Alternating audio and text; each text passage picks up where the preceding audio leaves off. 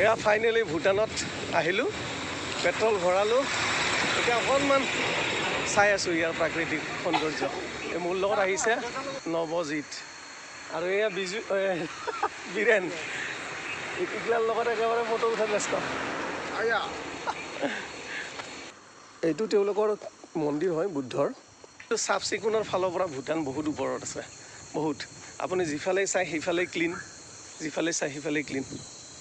চাই লওকচোন, ভূটানত আহিলে আপোনালোকে এই মানে ফ্লেগবিলাক দেখাই পাব, ইমান ধুনীয়া লাগে। চাই লওক।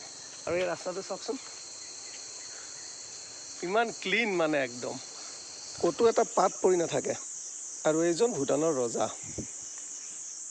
এতিয়া বহুত চাবলগীয়া জেগা আছে।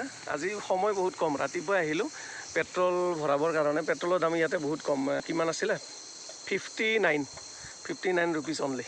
তামোলপুৰৰ পৰা ভূটান 25 কিলোমিটাৰমান ব্যৱধানত আছে। তো ঠিক আছে, বাই বাই।